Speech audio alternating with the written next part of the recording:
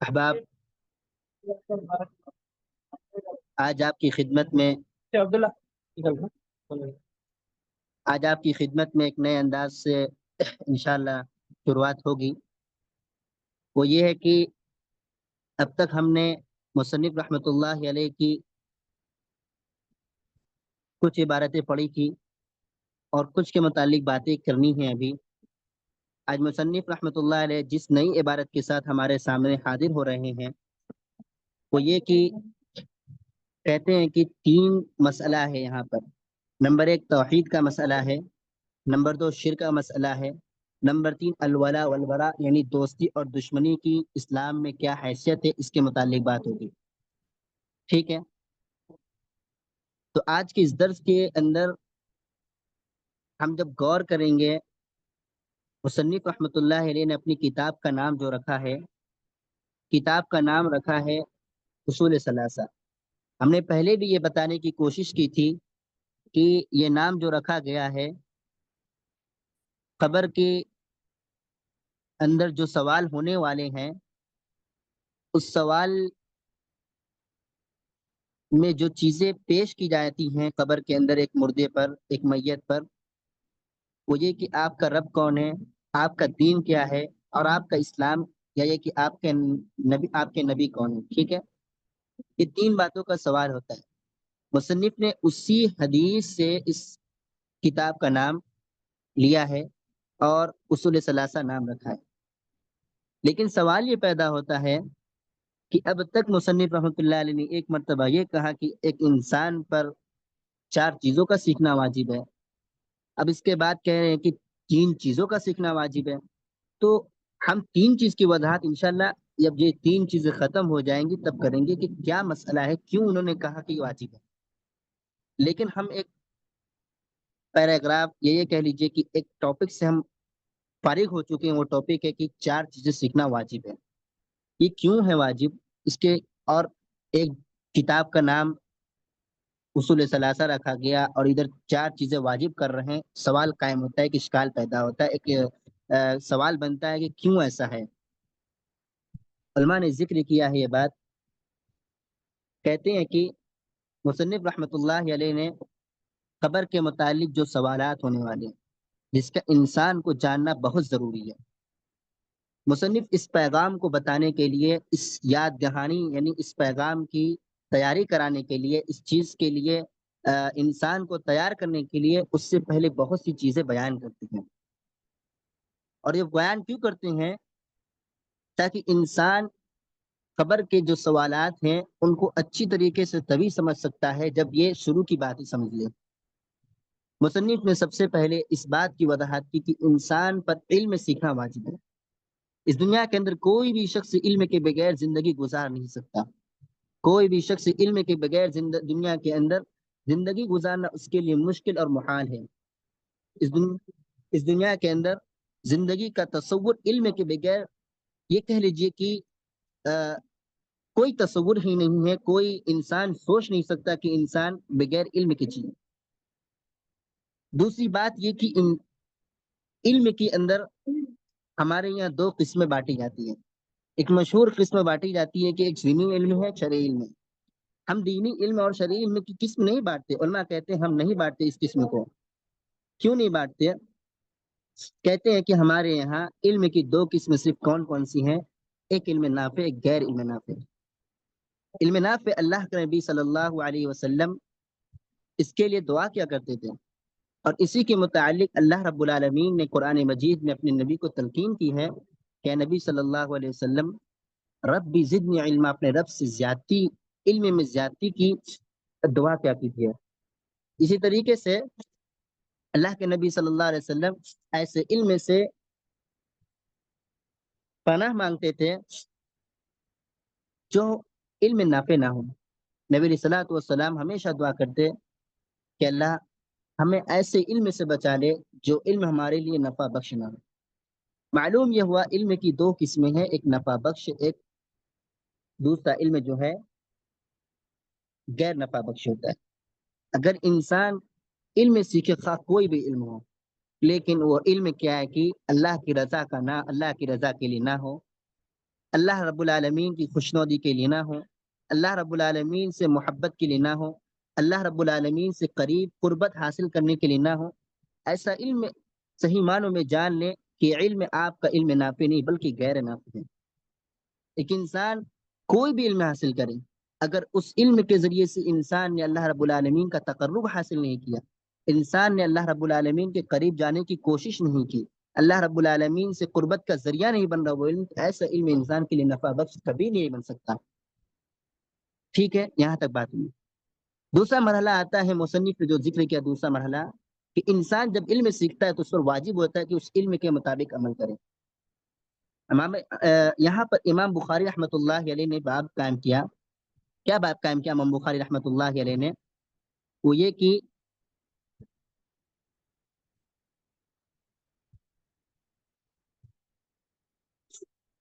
ایک منٹ،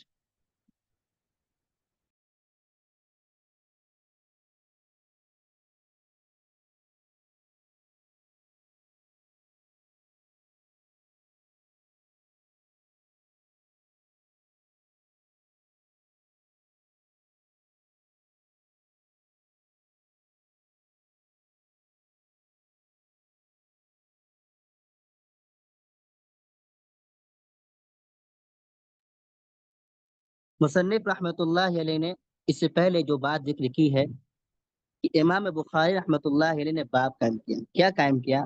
العلم قبل القول والعمل، یعنی انسان کوئی بات کہتا ہے، انسان کوئی عمل کرتا ہے، اس سے پہلے کا مرحلہ انسان پر یہ آتا ہے کہ انسان علم سیکھے۔ اب انسان نے علم حاصل کر لیا، جان لیا شریعت کیا ہے، نفع بخش علم حاصل کر لیا، اللہ سے قربت کا ذریعہ وہ جاننے لگا، اب لازم آتا ہے کہ وہ اس علم پر عمل بھی کرے۔ ٹھیک ہے، علم پر عمل کرے۔ اب تیسرا مرحلہ آتا ہے کہ جب وہ عمل بھی کرنے لگا تو تبلیغ کرے۔ تبلیغ کے راستے میں جو تکلیفیں آئیں گی اس پر، جو مصیبتوں کا سامنا اسے کرنا پڑے گا، ان مصیبتوں سے پر صبر کرنا بھی اس پر واجب ہے۔ اس لیے مصنف رحمۃ اللہ علیہ نے قبر کے عذاب کے متعلق باتیں سمجھانے کے لیے، بتانے کے لیے، اور اس کے اندر جو جو چیزیں آنے والی ہیں ان کے بارے میں پہلے وضاحت کی کہ یہ مرحلہ ہے، ان مراحل سے گزر کے انسان قبر کے عذاب کے متعلق اچھی سے تیاری کر سکتا ہے۔ لیکن کوئی شخص اگر علم نہ سیکھے اور وہ سوچے کہ ہم اللہ کے دین پر چلنے، یہ ناممکن بات ہے۔ کوئی شخص کیا ہے کہ یہ سوچے کہ ہم علم حاصل کر لیں محض یا پھر یہ کہ عمل کریں، تو اس کی مثال نصارہ سے دی، یہود و نصارہ سے دی گئی ہے کہ یہود و نصارہ کا معاملہ یہ تھا، ان میں سے ایک قوم کیا ہے کہ علم کے بغیر عمل کرتی، اور دوسری قوم کیا کرتی، علم تو ہوتا لیکن عمل نہیں کرتی۔ لہذا واجب ہوتا ہے انسان پر کہ چیزوں کو، اللہ کے متعلق جتنی چیزیں ہیں، اسلام کے متعلق جتنی چیزیں ہیں، دین کے متعلق جتنی چیزیں ہیں، رسول اللہ صلی اللہ علیہ وسلم کے متعلق جتنی چیزیں ہیں، ان کو جاننے کے لیے علم کا سیکھنا واجب ہے۔ اس لیے مصنف نے چار باتیں انسان پر واجب کرا دی، ان چار باتوں پر عمل کرنا، اس کو یاد رکھنا اور اس کو اپنی زندگی میں لانا ہم پر فرض ہے۔ ٹھیک ہے، اب یہاں سے ایک مسئلہ شروع ہوتا ہے۔ مصنف کہتے ہیں اعلم رحمت اللہ، کہ جان لو اللہ رب العالمین آپ پر رحم کریں، انہ یجب علی کل مسلم و مسلمۃ، کہ ہر مسلمان مرد اور مسلمان عورت پر تین چیزوں کا سیکھنا واجب ہے۔ پہلی بات کیا ہے؟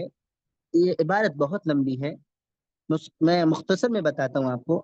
نمبر ایک، توحید کا جاننا۔ نمبر دو، شرک کے متعلق جاننا۔ نمبر تین، کس بات کے متعلق، یعنی دوستی اور دشمنی کا معیار کیا ہونا چاہیے، دوستی اور دشمنی کن سے کرنی چاہیے، دوستی اور دشمنی کی اسلام میں کیا حقیقت اور کیا حیثیت ہے، اس کے متعلق جاننا ہے ہمیں۔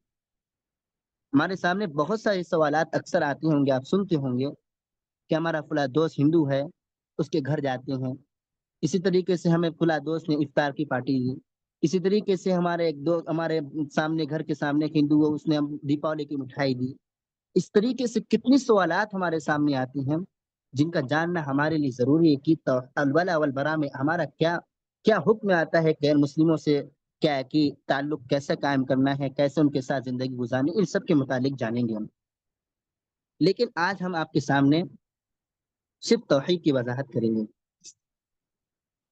میں آپ کو سب سے پہلے معاشرے کی حقیقت بتانا چاہتا ہوں۔ آپ نے زندگی کے اندر، میں یہ کہہ لیجیے کہ جس جگہ سے ہم لوگ رہتے ہیں ہندوستان کے اندر، یہاں مسلمانوں کی بڑی بڑی بھاری تعداد ہے۔ اس بڑی بھاری تعداد کے اندر کتنے لوگ ایسے ہیں جنہیں توحید کے متعلق معلوم بھی نہیں۔ اگر آپ کبھی ان کو توحید کے متعلق بتانے کی کوشش کریں، سب سے پہلا سوال آتا ہے، کیا یہ لفظ قرآن مجید میں آیا ہے یا نہیں آیا؟ سوال یہ ہوتا ہے۔ سوال کیا ہے؟ اگر ہم کبھی ان کے پاس جائیں کہ بھائی ہم آپ کو توحید کے متعلق کچھ بتانا چاہتے ہیں، سامنے والا کہے گا کیا؟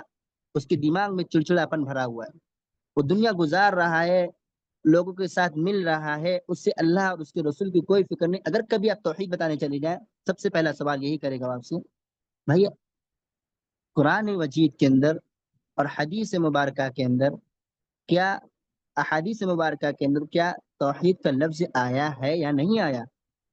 یہ سوال ہوتا ہے سب سے پہلے۔ ہم اس سوال کا جواب دیتے ہیں سب سے پہلے کہ کیا آیا ہے یا نہیں آیا۔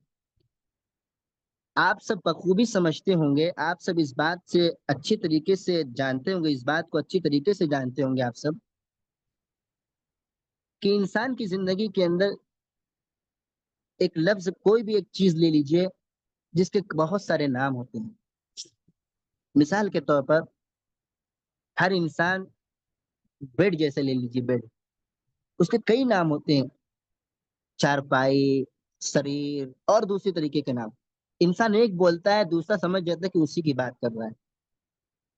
اسی طریقے سے کیا ہے کہ توحید کے بھی کم از کم علماء نے 5 سے زائد نام ذکر کیے ہیں، اور ہر نام کے متعلق اور ہر نام کو لے کر علماء اسلام نے، سلف صالحین رحمت اللہ علیہم اجمعین نے، صحابہ اکرام رضی اللہ تعالی عنہم اجمعین کے بعد کے دور میں ہر نام پر ایک ایک کتابیں لکھی، ہر نام پر کتابیں لکھی گئی ہیں۔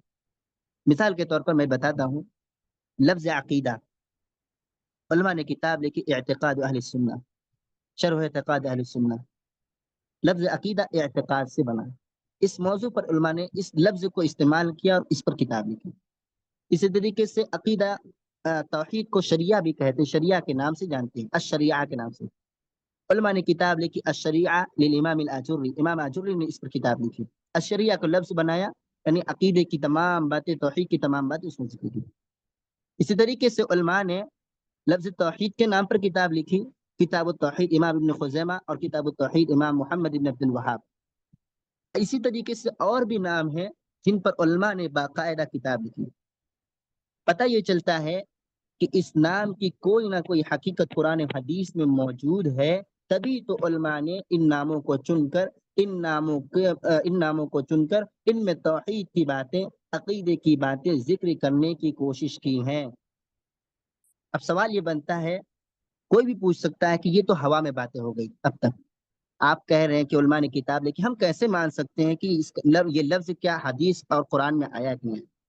سب سے پہلی چیز یاد رکھیں، قرآن اور حدیث جو ہے ہماری زبان میں کیا ہے کہ ہم کہتے ہیں کہ اس کو کبھی کبھی علماء اسے آیات کے نام سے بھی یاد کرتے ہیں، یعنی قرآن اور حدیث دونوں کو آیات کہہ دیتے ہیں، کبھی کبھی اسے فرق کہتے ہیں آیات و حدیث۔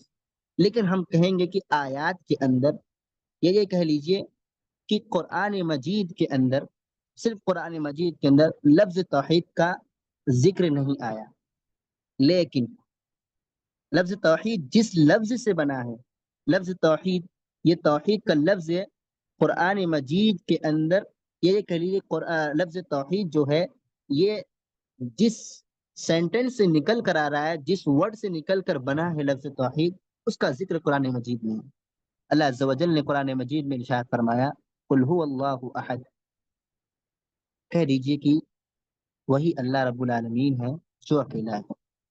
معلوم یہ ہوا لفظ احد قرآن مجید میں ہے۔ اسی طریقے سے اللہ عز و جل نے قرآن مجید میں ارشاد فرمایا، وَإِلَٰهُكُمْ إِلَٰهٌ وَاحِدٌ، یہاں لفظ واحد اللہ عز و جل نے ارشاد فرمایا، مطلب یہ ہوا کہ قرآن مجید کے اندر اس بات کا تذکرہ ہے کہ توحید کا ورڈ، توحید کا لفظ جس ورڈ سے بنا ہے، جس لفظ سے بنایا گیا ہے لفظ توحید، اس کا ذکر قرآن مجید میں موجود ہے۔ اور توحید کا لفظ خود حدیث مبارک، حدیث کے اندر بھی موجود ہے۔ بخاری کی حدیث ہے، حضرت معاذ بن جبل رضی اللہ تعالیٰ عنہ کو جب اللہ کے نبی صلی اللہ علیہ وسلم یمن کی طرف، یہ کہ جب دعوت و تبلیغ کے لیے اللہ کے نبی صلی اللہ علیہ وسلم بھیج رہے تھے، آپ صلی اللہ علیہ وسلم نے ان سے کہا انک تقدم علی قوم من اہل الکتاب فلیکن اول ما تدعوهم الى ان یوحدوا اللہ تعالی۔ اے معاذ، آپ ایک ایسی بستی میں جا رہے ہیں جو اہل کتاب کی بستی ہے، سب سے پہلا کام یہ کرنا ہے کہ آپ ان لوگوں کو کس بات کی دعوت دیں؟ آپ ان لوگوں کو اللہ کی توحید کی دعوت دیں۔ معلوم یہ ہوا لفظ توحید کا ذکر حدیث کے اندر موجود۔ اس بات، یہ بات کلیئر ہو گئی کہ ہم جس چیز کا پیغام دے رہے ہیں، جس چیز کی دعوت دے رہے ہیں لوگوں کو، اس کا ذکر قرآن مجید کے اندر اور حدیث مبارکہ کے اندر بھی موجود ہے، حدیث کے اندر بھی موجود ہے۔ اب دوسرا سوال آتا ہے، توحید کہتے کس کو ہیں؟ توحید کہتے کس کو ہیں؟ علماء نے بہت ساری تعریف کی ہے۔ سب سے جامع اور سب سے اہم تعریف جو علماء نے کی ہے وہ یہ کہ سب سے جامع اور سب سے اہم جو تعریف علماء نے کی ہے وہ یہ کہ افراد اللہ تعالی بما یستحق، یعنی یہ کہ اللہ رب العالمین کو اکیلا جاننا ہر ان چیزوں کے لیے، ہر ان چیزوں کے متعلق جس کا وہ مستحق ہے، جس کا وہ مستحق ہے، ہر اس چیز کے متعلق جاننا، یہ ہے کہ اللہ رب العالمین کو ہر اس چیز میں اکیلا جاننا جس کا وہ مستحق ہے۔ ٹھیک ہے، اب علماء اکرام نے قرآن مجید کے اندر اور حدیث مبارکہ کے احادیث مبارکہ کے اندر توحید کے متعلق جتنی باتیں ہیں ان سب کا جب اچھے سے دراسہ کیا، اچھے سے ان سب کو پڑھا، اچھی طریقے سے ان سب کو غور و خوض کے ساتھ ان سب کو جب دیکھا، تو اللہ عز و جل کی جو توحید ہے وہ کل 3 چیزوں پر پائی گئی۔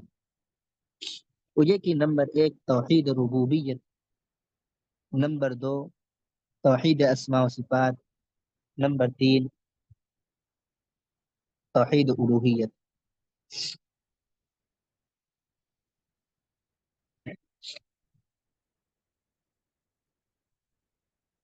تین باتیں پائی گئی، توحید ربوبیت، توحید الوہیت، توحید اسماء و صفات۔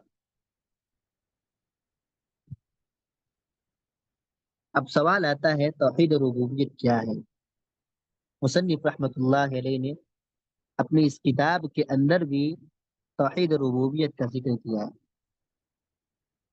کہتے ہیں، علماء نے ذکر کیا ہے توحید ربوبیت کے متعلق،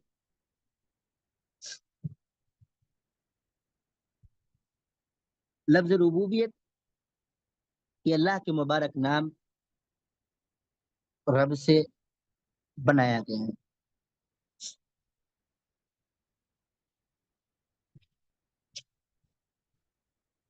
اس لفظ کا کئی لغوی معنی آتا ہے، کئی اس کے لغت میں کئی معنی ہیں۔ علماء کہتے ہیں اس کا معنی مالک ہوتا ہے، سردار ہوتا ہے، تدبیر کرنے والا ہوتا ہے، یعنی نظام چلانے والا، نگرانی کرنے والا، نعمت دینے والا، اتنے اور اس سے زائد معنی پر اس کا اطلاق ہوتا ہے لفظ رب کا۔ اب اگر کوئی شخص اس دنیا کے اندر، معاملہ یہ ہے کہ تھوڑی سی بات یہاں کہنا ہے کہ انسان اگر کسی اور کو رب مان لے، کسی اور کو مالک مان لے، کسی اور کو نظام چلانے والا مان لے، تو یاد رکھے اس کی توحید میں خلل ہے۔ आगे बातें आएंगी इंशाअल्लाह। तौहीद रुबूबियत जो है, दरअसल इसके अंदर तीन बातें पाई जाती हैं। तौहीद रुबूबियत इंसान की तब तक मुकम्मल नहीं हो सकती जब तक तौहीद रुबूबियत के न तीन बातों पर ईमान ना लाया जाए, जब तक तीन बातों को अच्छी तरीके से जान ना लिया जाए। पहली चीज ये है कि तखलीक, यानी कि अल्लाह रब्बुल आलमीन हर चीज का पैदा करने वाला है। अल्लाह रब्बुल आलमीन हर चीज का पैदा करने वाला है। अल्लाह अज़्ज़ व जल ने कुरान मजीद में इरशाद फरमाया, अल्लाहु खालिकु कुल्ली शै व हुवा अला कुल्ली शैइन वकील। अल्लाह हर चीज का पैदा करने वाला है और हर चीज का निगहबान है। मालूम ये हुआ अल्लाह ताला ने इस दुनिया के अंदर तमाम कायनात वालों को चैलेंज किया है, हादा खल्कुल्लाहि, हादा खल्कुल्लाहि फअरूनी मादा खलकल्लज़ीना मिन दूनि, फअरूनी मादा खलकल्लज़ीना मिन दूनि बलिज़्ज़ालिमून फी ज़लालिम मुबीन। ये सारी कायनात अल्लाह की पैदा है, अल्लाह रब्बुल आलमीन ने इसको पैदा किया। अल्लाह अज़्ज़ व जल कहता है, फअरूनी मादा खलकल्लज़ीना मिन दूनि, तो मुझे दिखाओ कि अल्लाह रब्बुल आलमीन के अलावा लोगों ने और क्या पैदा किया है जो उसके सिवा पुकारे जाते हैं। यानी जिन लोगों को अल्लाह रब्बुल आलमीन के अलावा जो लोग पुकारते हैं, अल्लाह चैलेंज कर रहा है उन लोगों को कि मुझे दिखाओ इस कायनात के अंदर कौन सी चीज है जिसको अल्लाह रब्बुल आलमीन के अलावा भी किसी ने पैदा किया है। अल्लाह कह रहा है, बलिल ज़ालिमून फी ज़लालिम मुबीन, जालिम जो है वो खुली हुई गुमराही में। ठीक है, मालूम ये हुआ अल्लाह रब्बुल आलमीन हर चीज का पैदा करने वाला है। आप दुनिया के अंदर बहुत सी चीजें देखते होंगे कि इंसान बहुत सी चीजें बनाता है। ये इंसान की अपनी, क्या कहते हैं, इंसान ने उसको पैदा नहीं किया। इंसान तो बस अल्लाह रब्बुल आलमीन की पैदा करदा चीजें जितनी हैं, अल्लाह ने जितनी चीजों को पैदा किया उनको लेकर वो जोड़ तोड़ कर उसको बनाता है। ना कि उसमें कोई ताकत नहीं इंसान के अंदर कि इंसान खुद से कोई चीज पैदा कर दे। इसी तरीके से आप दवा वगैरह देखते होंगे, इंसान बनाता है उसको, इसका मतलब ये नहीं कि उन दवाओं को डॉक्टर ने बनाया है या उन दवाओं को क्या है कि अ, डॉक्टर पैदा करता है, नहीं। बल्कि अल्लाह रब्बुल आलमीन ने ऐसी चीजें पैदा की जो इंसान की शिफायाबी के लिए काफी थी। उन चीजों को लेकर एक डॉक्टर ने उनको उसको बनाया, दवा को बनाया, और इंसान खाता है तो शिफा मिलती है। याद रखे एक मसला यहाँ पर कि इस दुनिया में कोई भी चीज ऐसी नहीं है, कोई भी चीज ऐसी नहीं है जिसको कोई इंसान पैदा करे। ये मसला हमेशा याद रखें। अल्लाह अज़्ज़ व जल के अलावा किसी में भी कोई भी किस्म की ताकत नहीं है कि वो क्या है कि खुद से कोई चीज पैदा कर ले।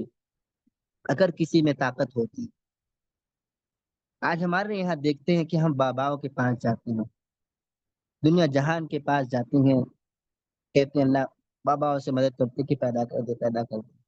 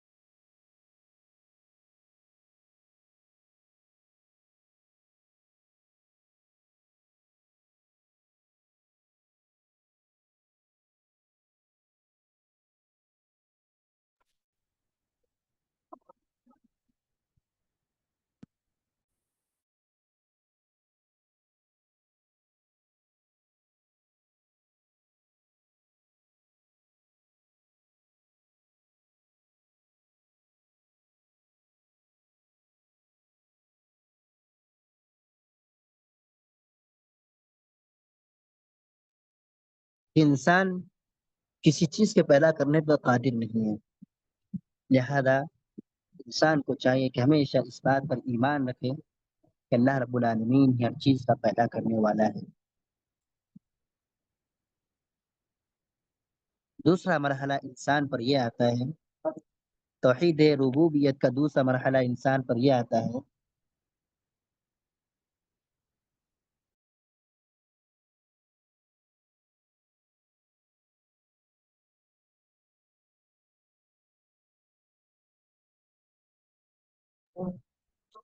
اللہ رب العالمین نے توحید ربوبیت کے اندر جو دوسری چیز شامل ہے وہ یہ کہ ملکیت، یہ اللہ ہر چیز کا مالک ہے، اللہ کے علاوہ کوئی بھی ایسا نہیں ہے جو کسی چیز کا مالک ہے۔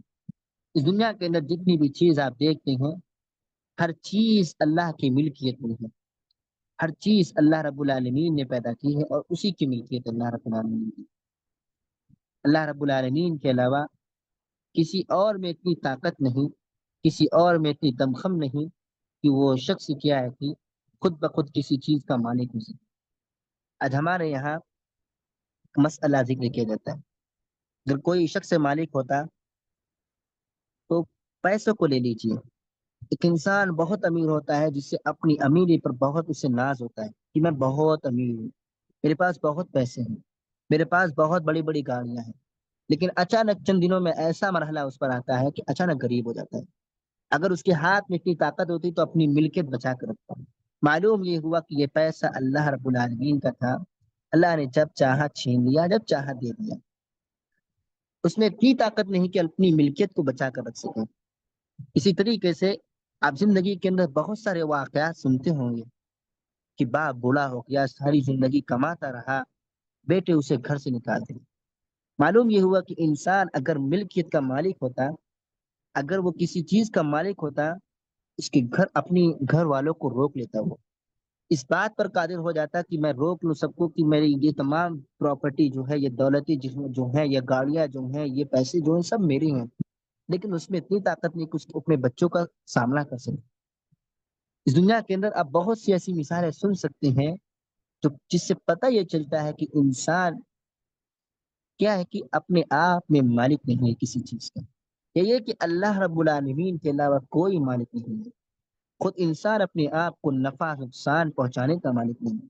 اللہ عز و جل نے اپنے نبی سے مخاطب ہو کر قرآن مجید میں ارشاد فرمایا، قل لا املک لنفسی ضرا ولا نفعا، اے نبی کہہ دیجئے میں خود اپنے نفس پر اپنے نفس پر اپنے نفس کا مالک نہیں ہوں کہ میں اسے نقصان اور کیا ہے کہ نقصان اور نفع پہنچانے پر قادر ہو سکوں۔ یعنی اللہ کے نبی کو بھی یہ حق حاصل نہیں ہے کہ وہ اپنے آپ کو نقصان سے روک لے، اپنے آپ کو صرف فائدہ ہی فائدہ پہنچاتے رہے، انہیں یہ حق تک نہیں دیا۔ اب تصور کیجیے اس دنیا کے اندر اللہ رب العالمین کے بعد نبی صلی اللہ علیہ وسلم سے بڑا بھی کوئی ہے؟ اللہ کے نبی صلی اللہ علیہ وسلم سے بڑا بھی اس دنیا میں کوئی ہے؟ ان کے مقام و مرتبہ کا کوئی ہے؟ نہیں ہے۔ نبی علیہ الصلوۃ والسلام کے پاس جب کوئی قدرت نہیں ہے، کوئی طاقت نہیں ہے، ان کا ہر معاملہ اللہ رب العالمین پر منحصر ہے، تو کیسے ہم سمجھ سکتے ہیں کہ فلاں آدمی مالک ہے؟ فلاں آدمی کے ہاتھ میں بڑی طاقت ہے، وہ شفا دے دے گا، لگتا ہے شفا اس کی ملکیت میں پڑی ہوئی ہے۔ انسان کو چاہیے کہ سمجھے یہ تمام باتیں۔ اللہ عز و جل نے قرآن مجید میں کہا، وَتَبَارَكَ الَّذِي لَهُ مُلْكُ السَّمَاوَاتِ وَالْأَرْضِ وَمَا بَيْنَهُمَا، بڑی بابرکت ہے وہ ذات جو آسمان اور زمین اور ان دونوں کے درمیان جتنی چیزیں ہیں سب کا مالک ہے۔ اسی طریقے سے اللہ رب العالمین نے ایک مقام پر فرمایا، الا له الخلق والامر، اسی کی خلقی ہے اور اسی کا امر ہے، یعنی کہ جتنی بھی مخلوق ہے یہ سب اسی کی پیدا کردہ ہے اور تمام مخلوقوں پر اسی کا حکم چلنے والا ہے۔ اسی طریقے سے اللہ عز و جل نے ایک مقام پر فرمایا، ارشاد فرمایا، قل من بیدہ ملکوت کل شیء وهو يجير ولا يجار عليه ان کنتم تعلمون سيقولون للہ وأنا تسحرون، کہہ دیجئے من بیدہ ملکوت کل شیء، کس کے ہاتھ میں ہر چیز کی ملکیت ہے، وہو یجیر، اگر وہ کسی کو پناہ دے دے، ولا یجار علیہ، تو اس کے مقابلے میں اس کے ڈیفنس میں کوئی آدمی کسی کو پناہ نہیں دے سکتا۔ مثال کے طور پر اللہ نے اگر آپ کو پناہ دے دی تو ویسی پناہ کوئی اور آدمی آپ کو دینے پر قادر نہیں ہے. ان کنتم تعلمون، اگر تم لوگ جانتے ہوتے. اللہ رب العالمین نے آگے ایک بات ارشاد فرمائی، سیقولون للہ، کن قریب وہ لوگ کہیں گے کہ اللہ ہی کے لیے ایسی ذات، اللہ ہی کی ذات ایسی ہے جو کیا ہے، ہر چیز کی ملکیت رکھتی ہے، اسی کے اسی کے آ، اسی کا حق یہ ہے کہ وہ ہر چیز کا مالک ہے. قل فأنا تسحرون، اللہ عز و جل نے لوگوں کو ڈانٹ پڑکاتے ہوئے کہا تب ان کو کیا ہو جاتا ہے، ان کو کیا ہو جاتا ہے، کیسے وہ لوگ بھٹک جاتے ہیں، کیسے ان پر جادو کر دیا جاتا ہے، کیسے ان کا دماغ چلا دیا جاتا ہے. سوال یہ کیسے ان پر ان کا دماغ چل جاتا ہے، سوال یہ پیدا ہوتا ہے کیسے ہوتا ہے. ہم یہ جان لیتے کہ اللہ مالک ہے، لیکن معاملہ یہ ہے کہ ہمارا عقیدہ جب کمزور ہوگا، ہماری توحید جب کمزور ہوگی، جب ہماری توحید ربوبیت کمزور ہوگی، ہمارے سامنے کوئی آدمی آئے گا اور کہے گا ہمارا بچہ بیمار ہے کئی دنوں سے، ارے بھائی چلے جاؤ وہاں، وہاں جاؤ، وہاں پر پھکوا لو بچے کو، ٹھیک ہو جائے گا آپ کا بچہ. کوئی ہم سمجھتے ہیں کہ شفا کی ملکیت اس کے حق میں، ٹھیک کرنے والا آدمی وہی ہے. ایسے وقت میں کیا ہے کہ انسان کا ذہن بگڑ جاتا ہے اور عقیدے میں خرابی پیدا. انسان کو چاہیے کہ ہاں ان سب چیزوں سے بچے. امام ابن کثیر رحمۃ اللہ علیہ نے قل من بیدہ ملکوت کل شیء کی تفسیر میں لکھا ہے، کہتے ہیں کہ اللہ رب العالمین کے علاوہ اس آیت میں اللہ رب العالمین نے اپنی توحید کا اقرار کروایا. وہ بھی کون سی توحید کا، ربوبیت کا. ایسی توحید جس کا پالنہار، جس میں اللہ رب العالمین اکیلا ہے. کہتے ہیں وَأَنَّهُ لَا شَرِيكَ لَهُ فِيهَا، اس دنیا کے اندر جتنی بھی چیز پیدا کی گئی ہیں، جتنی بھی چیز ہے، ان سب میں کیا ہے کہ اللہ رب العالمین کا کوئی شریک نہیں ہے. یہاں تک کہ کہتے ہیں کہ انسان کیا ہے، کوئی چیز پیدا نہیں کر سکتا، کسی چیز کی ملکیت نہیں ہے، اور کسی چیز کو وہ روک نہیں سکتا. معلوم یہ ہوا اللہ رب العالمین یہاں اپنی توحید کا اعتراف کر رہا ہے. یہ کن سے مخاطب ہے اللہ رب العالمین؟ یہ مکہ کی کافروں سے مخاطب ہے، جو توحید ربوبیت کا اقرار تو کرتے تھے، کہیں کہیں ان کے یہاں توحید ربوبیت میں خلل تھا، لیکن کلی طور پر یہ کہہ لیجیے، مجمل طور پر یہ کہہ لیجیے کہ اکثر چیزوں کا کل اقرار کرتے تھے کہ اللہ ہی رب ہے، اللہ ہی مالک ہے. لیکن ان کے یہاں یہ بھی معاملہ تھا کہ وہ لوگ کسی نہ کسی سے مدد طلب کرتے تھے. اللہ رب العالمین نے کہا ما نعبدهم الا ليقربونا الى الله زلفا، وہ خود کہتے تھے کہ ہم ان کی عبادت نہیں کرتے مگر یہ کہ وہ اللہ سے قریب کرنے کا ذریعہ ہے. اسی طریقے سے جب وہ لوگ طواف کرتے، جب یہ کہ حج کے لیے جاتے ہیں، اس وقت کہتے لبیک لبیک اللہم لبیک لا شریک لک لبیک. اس کے بعد کہتے لا شریک لک لبیک کے بعد کہتے لا شریک لک لبیک الا شریکا واحدا. معاملہ یہ تھا کہ آپ نے سن رکھا ہوگا عرب کے اندر کم از کم 360 بت خانے کعبے میں رکھی گئی تھی. ہر قبیلے کا ایک بت تھا، اور ہر شخص کیا ہے کہ اپنے بت سے ایک عزت اور احترام اور اس کو محبت تھی. ان کا یقین تھا کہ اللہ رب العالمین ہر چیز کا رب ہے، ہر چیز کا مالک و خالق، لیکن پھر بھی اپنے معبودوں سے پناہ طلب کرتے تھے. معلوم یہ ہوا ان کے یہاں، عربوں کے یہاں اس بات کا اقرار تھا کہ اللہ رب العالمین توحید ربوبیت کے اندر وہ کلی طور پر ایمان رکھتے تھے کہ اللہ رب العالمین اکیلا ہے اپنی ربوبیت میں، تخلیق میں بھی، تملیک میں بھی، اور آگے ہم بتائیں گے تدبیر میں بھی. لیکن اس کے بعد بھی وہ لوگ کیا ہے کہ اللہ سے پناہ طلب کرتے تھے، لیکن کبھی معاملہ یہ ہوتا کہ وہ کیا ہے کہ کسی اور سے بھی پناہ طلب کرتے ہیں. اللہ نے کہا ما نعبدهم الا ليقربونا الى الله زلفا. ان کا بیان یہ ہے عربوں کا، ہم ان کی عبادت نہیں کرتے، صرف کیوں کرتے ہیں؟ محض اس بنا پر کرتے ہیں کہ اللہ رب العالمین کا تقرب حاصل کر لیا جائے. توحید کے باب میں اسی طریقے سے اللہ رب العالمین نے مسئلہ توحید ربوبیت کے اندر ایک مسئلہ جو ہے وہ ہے تدبیر کا مسئلہ. تدبیر کا مسئلہ یہ ہے، تدبیر کا مسئلہ جو ہے وہ یہ کہ اللہ تعالی تدبیر کہتے کس کو ہے؟ نظام کو کہتے ہیں، سسٹم چلانے والے کو کہتے ہیں۔ اللہ رب العالمین نے قرآن مجید میں کہا وما تشاءون الا ان یشاء اللہ، یعنی جو کچھ تم چاہتے ہو اس کو اللہ رب العالمین پہلے چاہتا ہے۔ معلوم یہ ہوا انسان جو کچھ بھی اس دنیا کے اندر کرتا ہے وہ اللہ رب العالمین پہلے چاہ چکا ہے۔ اس سے پتا چلا کہ اگر انسان تقدیر پر اس کا ایمان مکمل ہے کہ آج جو کچھ بھی ہمارے ساتھ پریشانیاں آئی ہیں یہ سب کچھ اللہ رب العالمین کے چاہنے سے آئی ہیں، اس کی توحید کبھی، ربوبیت میں کبھی اس میں خلل نہیں پایا جائے گا۔ اسی طریقے سے اللہ رب العالمین رزق دینے والا ہے۔ اگر اس بات کو انسان سمجھ دے تو کبھی کسی اور کسی اللہ کے علاوہ کسی اور سے رزق طلب نہیں کرنے والا۔ علماء نے کہا، کہتے ہیں کہ اس دنیا کے اندر جتنی بھی قسم کی حرکتیں ہو رہی ہیں، انسان اپنے ہاتھ پر اٹھا رہا ہے، انسان بول رہا ہے، انسان سن رہا ہے، انسان دیکھ رہا ہے، انسان اپنے آپ کو حرکت میں لا رہا ہے، یہ سب اللہ رب العالمین کی تدبیر کی بنا پر ہے۔ ورنہ انسان میں ایسی کوئی طاقت نہیں کہ انسان اپنے آپ میں کچھ کر سکے۔ گویا پتہ یہ چلا توحید ربوبیت جو ہے یہ ہر انسان پر سیکھنا واجب ہے۔ توحید کی دوسری قسموں پر ہم بحث کریں گے، لیکن آج ہم کتاب تھوڑی سی پڑھ لیں گے۔ مصنف کہتے ہیں اعلم رحمک اللہ انه يجب على كل مسلم ومسلمة تعلم ثلاث هذه المسائل والعمل بهن۔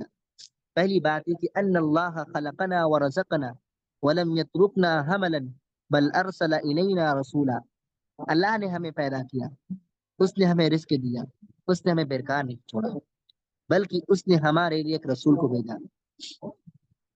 معلوم یہ ہوا اس اتنے جملے سے اللہ ہمارا پیدا کرنے والا ہے، یعنی مصنف کہہ رہے ہیں کہ توحید ربوبیت کے متعلق بات ہو رہی ہے۔ دوسری بات جو ذکر کی مصنف نے کہ انسان کو اللہ رب العالمین رزق دینے والا ہے، بیکار نہیں چھوڑنے والا۔ رزق کی دو قسمیں، ایک رزق جو ہوتا ہے ایک مادی رزق ہوتا ہے، ایک حسی رزق ہوتا ہے جس کو انسان دیکھتا ہے، محسوس کرتا ہے۔ دوسرا رزق جو ہے ہدایت کا رزق ہے۔ اس لیے مصنف نے کہا ان اللہ خلقنا ورزقنا ولم يتركنا هملا بل ارسل الینا رسولا۔ معلوم یہ ہوا کہ اللہ رب العالمین نے انسان کو پیدا کیا، اس کے لیے دو دو ہدایتوں کا سامان بھی پیدا کیا۔ پہلی ہدایت یہ کہ دو دو قسم کے رزق دیا۔ پہلا رزق یہ کہ انسان کھا پی کر پہچانے کہ اللہ رب العالمین کون ہے، انسان محسوس کرے کہ اللہ رب العالمین کے علاوہ کوئی نہیں ہے جو ہمیں پیدا کر سکتا ہے، جو ہمیں کھلا سکتا ہے، جس کی ملکیت کوئی چھین سکتا ہے، کوئی نہیں ہے۔ ولم یترکنا حملا، اللہ نے ہمیں پھر بیکار نہیں کیا، بلکہ ہماری معنوی ہدایت کے لیے، ہمارے معنوی رزق کے لیے اللہ رب العالمین نے رسول اللہ صلی اللہ علیہ وسلم کو مبعوث فرمایا۔ وہ رسول جو ہمیں اس دنیا کے اندر آنے کے بعد ہدایت کی باتیں بتلاتے، ہدایت کی باتیں سمجھاتے، ہدایت کے متعلق ہم سے گفتگو کرتے، اور اسی طریقے سے کہ وہ ہمیں اللہ رب العالمین کی طرف بلاتے ہیں۔ جس طریقے سے انسان کے لیے ضروری ہے رزق کا کھانا، یہ کہ کھانا انسان کے لیے ضروری ہے، پیٹ کا بھرنا انسان کے لیے ضروری ہے، اس سے کئی گنا زیادہ ضروری ہے کہ انسان کو اللہ رب العالمین نے رسول کی شکل میں جو پیغام لے کر آئے رسول، اور جو پیغام کی شکل ہے اس پر عمل کرنا انسان کے لیے اور ضروری ہے۔ ہدایت کو حاصل کرنا رسول سے بہت زیادہ ضروری ہے۔ یاد رکھیں کہ انسان اس دنیا کے اندر بغیر ہدایت کی زندگی نہیں جی سکتا۔ ایک انسان اس دنیا کے اندر بغیر ہدایت کی اس کی زندگی بالکل تاریکی میں ہے۔ آپ کو مثال دیتا ہوں کہ آپ ایک اندھیرے میں ہیں جہاں آپ کو معلوم ہے کہ راستہ یہیں کہیں سے نکل کر روشنی کی طرف نکلتا ہے راستہ، لیکن اندھیرا اتنا ہے کہ آپ اس اندھیرے سے نکل نہیں پا رہے ہیں۔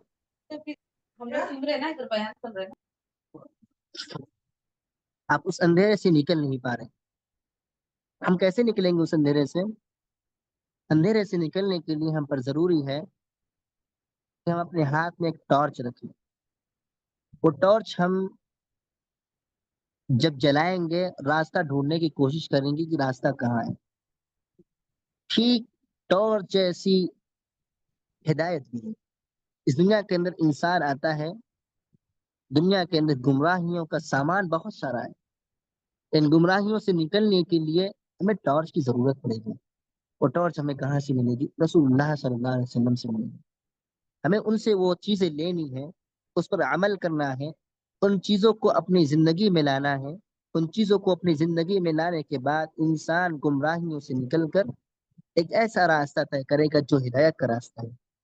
ہدایت انسان کو جنت تک پہنچاتی ہے۔ اگر انسان نے اس ہدایت کو قبول نہیں کیا، اس کی بہت ساری وعیدیں ہیں، کوئی نہیں۔ انسان نے اگر رسول کی معرفت حاصل نہیں کی، رسول کی اطاعت نہیں کی، اس کے بہت سارے نقصان ہیں۔ آپ خود ہی دیکھ لیں، اگر انسان کے پاس اس اندھیرے کے اندر ٹارچ نہ ہو، وہ اس میں تڑپتا رہے، ڈھونڈتا رہے، ٹھوکر کھاتا رہے گا، یہاں تک کہ اپنے آپ کو نقصان پہنچا دے گا۔ معلوم یہ ہوا کہ ہدایت کے بغیر انسان کی زندگی مشکل ہے۔ جس طریقے سے انسان کھانا کھائے بغیر، پیٹ بھرے بغیر زندگی نہیں گزار سکتا، اسی طریقے سے انسان رسول اللہ صلی اللہ علیہ وسلم کی باتیں قبول کیے بغیر زندگی نہیں گزار سکتا۔ ہدایت کو حاصل کیے بغیر انسان اس دنیا میں زندہ نہیں رہ سکتا۔ اس کے لیے اس دنیا کے اندر کسی بھی قسم کا کوئی سامان نہیں، دنیا میں لاشوں کی طرح زندگی گزار رہا ہے، اس کی زندگی کا کوئی اعتبار نہیں۔ معلوم یہ ہوا انسان کو چاہیے کہ اللہ نے پیدا کیا ہے، رزق دیا ہے، ان رزق کو کھانے کے بعد توحید کی طرف بھی بڑھے، ہدایت حاصل کرے، ہدایت کو جانے، ہدایت ہے کیا۔ اسی پر بس کرتے ہیں، کل انشاءاللہ توحید کی دوسری قسم بھی بات ہوگی، توحید الوہیت پر بات ہوگی، ٹھیک ہے۔ خیر میں اللہ رب العالمین سے دعا گوں کہ الہی ہم سب کو کہنے اور سننے سے زیادہ عمل کرنے کی توفیق عطا فرما، اور ساتھ ساتھ رسول اللہ صلی اللہ علیہ وسلم کی بتائے ہوئے راستے پر چلنے کی توفیق عطا فرما، آمین۔ وآخر دعوانا الحمد للہ رب العالمین۔